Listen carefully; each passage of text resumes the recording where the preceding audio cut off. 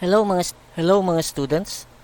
Ito na po ang isa pang episode sa ating series ng Lessons in Rack. At tayo ay nasa Chapter 5, Part 2 na. Huwag po kayong bibitaw at agad nating sisimula ng pag-aaral pagkatapos ng ating maikling intro video.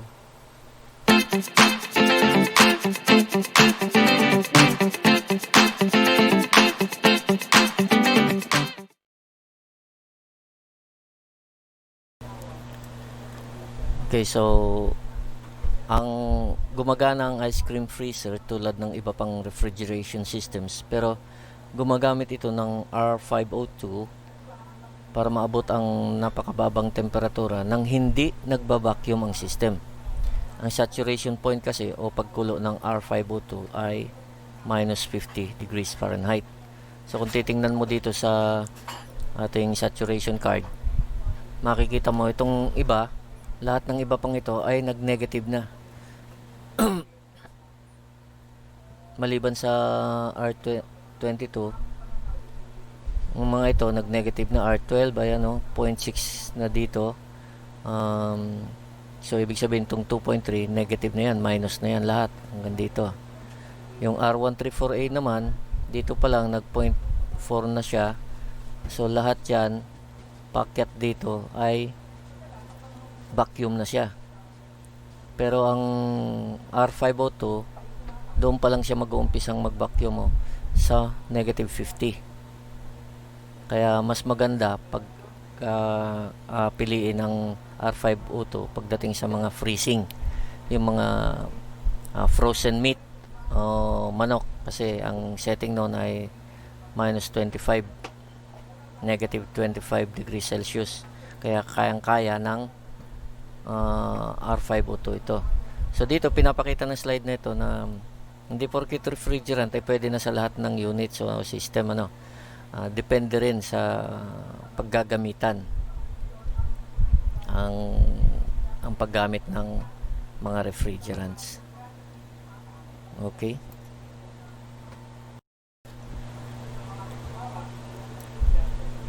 So ito ang typical na ayos ng pangbahay na air conditioning system. Ang nasa larawan ay pang HVAC dahil sa may furnace ito. Furnace, ibig sabihin mainit yan. Meaning ng HVAC, heating, ventilation, and air conditioning. Ang A-coil evap furnace at kasama ang refrigerant control o yung TXV niya ay nasa loob ng plenum. Ito yung plenum. Ang compressor naman at hot gas discharge line at condenser ay nasa labas ng bahay. Nakukompleto ang daloy sa tulong ng suction at liquid line. So ito yon, nasa labas ng bahay yung compressor, yung condenser, habang nasa loob naman yung malamig na parte, yung low side, pinagdudugtong lamang ng liquid line at suction line. Yan yung dalawang tubo na yan. So yun lang yung papasok sa dingding.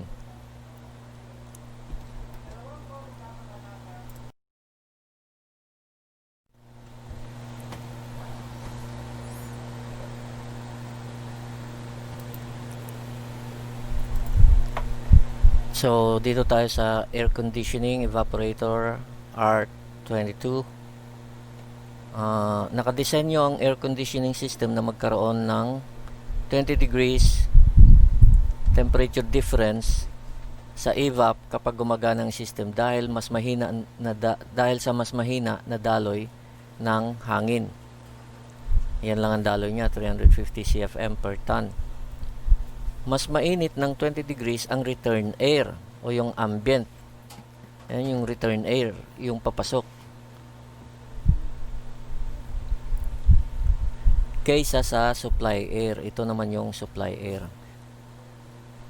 Ang supply air naman ay 10 degrees na mas mainit kaysa sa metal ng evaporator, at ang evaporator naman ay 10 degrees na mas mainit kaysa sa refrigerant. Ang refrigerant ang laging pinaka malamig. Okay. So halos magkapareho lang, Ang pagkakaiba lang doon sa refrigeration kaysa dito sa air conditioning ay yung return air ay mas mainit. Dalawa ang pagpipilian ng hangin, supply air at saka return air.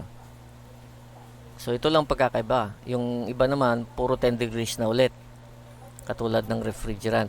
So makikita natin dito, supply air niya 54, mas mababa ng 10 degrees ang evaporator mo, kaya ang evaporator mo ay 44. Tapos ang refrigerant mo ay 34. Ayan, nakatumbas ng suction pressure mo na 60.1 psig. Ngayon, ang return air ay 20 degrees na mas mainit lagi. Mas magandang matatanda nito dahil sa setting. Pag nag-set ka ng thermostat, ito naman ang titingnan mo eh. Lalong-lalo na yung sa mga ang thermostat ay nasa dingding. Okay.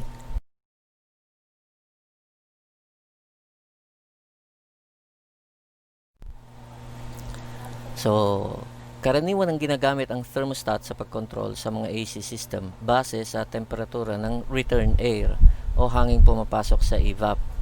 Na-adjust ang thermostat at karaniwan ng ito ay nakaset sa 72 degrees Fahrenheit or 22 degrees Celsius. Ang karaniwang setting ng AC para sa comfort cooling. Ayan. So 22 ang karaniwang setting. 22 degrees. Ngayon, kung pwede mong ibaba yan, gawin mong 21 o 20, kung mainit pa para sa'yo. Karaniwan lang ito. Hindi ibig sabihin na yan na talagang setting niya. Kaya lang, may mga pagkakamaling ginagawa ang mga may-ari ng air conditioning unit, kasi pagka hindi sila komportable o hindi naaabot yung lamig na 22, ang gagawin nila, ibababa pa yung setting. Hindi na nga maabot yung 22. Di lalo mo lang pinahirapan yung iyong compressor. Ang binababa mo yung setting. Kasi kahit na ibaba mo yung setting, ganun pa rin yung andar ng compressor. Hindi naman yung bibilis o dahil hindi naman inverter o yung inverter ay hindi naman tumitigil sa pagbomba. Kaya hindi magandang gawin na iset mo pa sa mas mababa kung hindi niya kayang abutin. Dapat ay tumawag na kagad ng technician, o kung kayo ang technician, makikita na ninyo kung may diferensya dito pa lang sa setting na hindi maabot. So hindi nag-automatic yung unit, indikasyon yon na may diferensya ang system. Gamit ang gauge, makikita ang karaniwang on-off cycle ng isang air conditioning system na gumagamit ng R22. Bago umandar, kung halimbawa ang return air o ambient, yung hangin ng kwarto ay 74 degrees Fahrenheit, ang supply air ay aasang 54 degrees, 20 degrees na mas mababa. 20 degrees ang TD niya. Ang evap naman ay 44, ang refrigerant naman ay 34. Tandaan, sa air conditioning, ang evaporator TD ay kinakalkula base sa supply air, hindi return ambient air. Gayon din, ang supply air ay laging 20 degrees na mas malamig kaysa sa return air. So yun. So kung yung mukha ng air conditioning unit, doon ka mismo sa binubuga niyang hangin, doon ka kukuha ng temperature ng supply air, hindi doon sa pumapasok, kasi yung pumapasok ay 20 degrees na mas mainit. So para makuha mo yung 10 degrees na TD, supply air mo kunin, tapos kunin mo yung lamig ng evaporator na fins o metal. Dapat 10 degrees yun.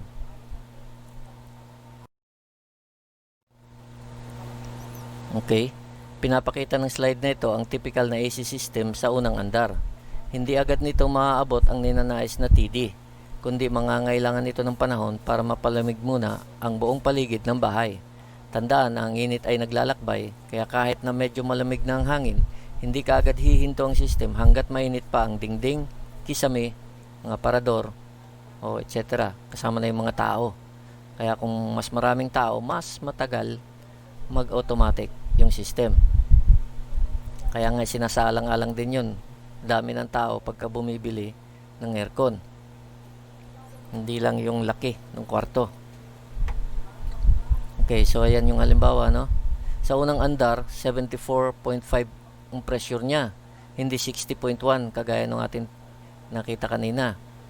Unang andar, may tinatawag na hot pull down yan. Ayan, so 64 yung supply air mo, 54 yung evaporator mo, 44 yung refrigerant mo. Pero ang return air mo, 64 ang supply, 84 ang return air. So ganun yon. Laging i-maintain yan ng system.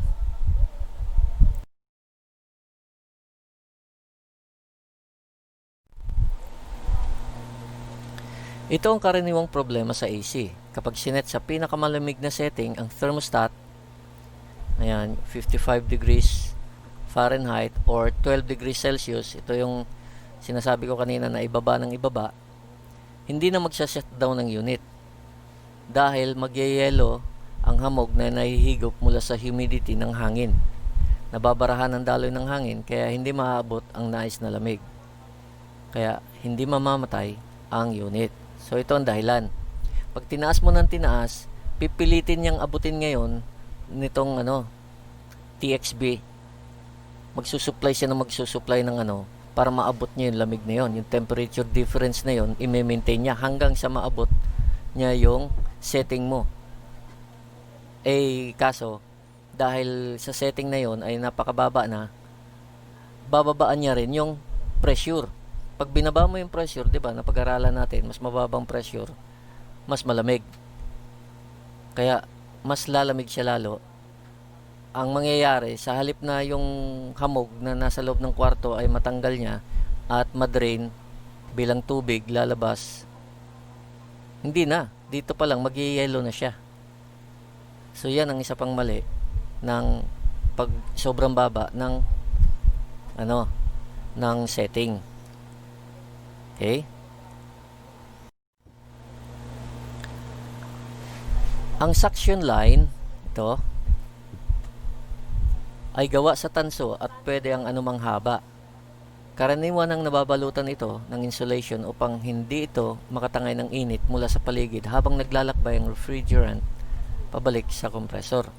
Umaasa kasi ang kompresor sa lamig na bumabalik na refrigerant para masugpo nito ang sobrang init ng kompresyon. Ito, sobrang init na yan ng pagko-compress. Kailangan din na tama ang sukat ng suction line tube upang mapanatili ang tamang suction pressure na may agwat lamang na 2 PSIG. Ayan. So, kailangan din tama din ang sukat nito para nang sa ganun, pagka kinunan mo ito ng pressure, ay makukuha mo yung tamang pressure niya. Kasi baka mamaya mababa yung pressure mo kasi sobrang laki ng suction line mo. Bumaba yung pressure mo na dapat tama naman. Sana. So, malilito ka na bilang isang technician. Bakit napakababa ng suction pressure ko? Tama naman, ayos naman, hindi naman nag-yellow, hindi naman ayun. So, magkakaroon ng problema pagka hindi tama yung sukat ng suction. Ayan. So, proper sizing of the suction line. Kailangan yon.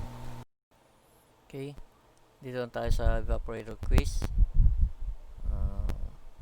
Sa number 1, walk-in dairy cooler has 36 degrees Fahrenheit air on the evaporator. R134A. So, anong refrigerant temperature? Ang sagot ay 16 degrees Fahrenheit. Kasi ang air mo 36, ang evaporator mo, metal ng evaporator mo ay 26, 10 degrees lower. Ang refrigerant mo naman ay 10 degrees lower than the evaporator ay 16 degrees Fahrenheit. Okay, so number 2, an air conditioner has 60 degrees PSIG pressure, R22 ang gamit. What is the supply air temperature? So, tingnan natin ang sagot. Number 2, ang sagot daw ay 54 degrees Fahrenheit. Bakit? Kasi, kung titingnan natin, 60 PSIG, 34 degrees Fahrenheit ang equivalent niya. Ayan o, R22, 60 PSIG. Ang sagot niya ay 34. At kung 34 ang degrees Fahrenheit ang iyong refrigerant, ayan, 34, ang evaporator mo ay 44. At ang supply air mo ay magiging 54. Okay? 10 degrees ng 10 degrees yan. Okay, so number 3 tayo. An air conditioner has 80 degrees return air. What is the refrigerant pressure? R22. Ang sagot, kasi ang tanong, 80 degrees Fahrenheit return air, ano daw ang refrigerant pressure mula sa Fahrenheit? So dito, temperature ang babasihan natin, pero ang kukunin natin refrigerant pressure. Ayan. So kung 80 degrees ang return air mo, ang supply mo ay 20 degrees na mas mababa, di ba? So supply air ay 60 degrees Fahrenheit. So ang evaporator mo ay 10 degrees na mas mababa sa supply air, magiging 50 degrees. At ang refrigerant mo ay 10 degrees na mas mababa kaysa sa evaporator, magiging 40 degrees Fahrenheit. So yung 40 degrees, i-convert natin 40 degrees Fahrenheit into pressure. So hanap tayo ngayon dito ng 40 degrees. Ayan, 40 degrees Fahrenheit. Sa R22, ito ay 69 PSIG. So yun yung sagot niya. 69 PSIG pressure. Okay. Sa question number 4, an air conditioner has 58 degrees PSIG pressure. What is the return air temperature? R22. Okay. Tingnan natin ang sagot. Okay. Ano ang tanong? Ano daw ang return air temperature? Kung ang iyong pressure sa suction side ay 58 degrees PSIG. Ayun yung 58 degrees, 32. So kung ang refrigerant mo ay 32, ang evaporator mo 10 degrees na mas mainit, magiging 42. Ang supply air mo ay magiging 10 degrees na mas mainit, 52. Ang return air na 20 degrees na mas mainit kaysa sa supply air, magiging 72 degrees Fahrenheit. So, ganun lang 'yon, ano? Ganun ang may konting kaibahan lang sa refrigeration pagka kumukuha ng TD, temperature difference, dahil dito sa return air. Kasi may pinagbabasehang return air. Samantalang sa refrigeration, hindi na, kasi buong kwarto ang pinapalamig talaga. So, yun lang ang magiging sukatan. Wala nang return air pa. Diretso na yan, ambient. Okay, so dito nagtatapos ang ating lesson ng chapter number 5. At susunod ko kagad ang chapter 6. Okay, see you next lesson, guys.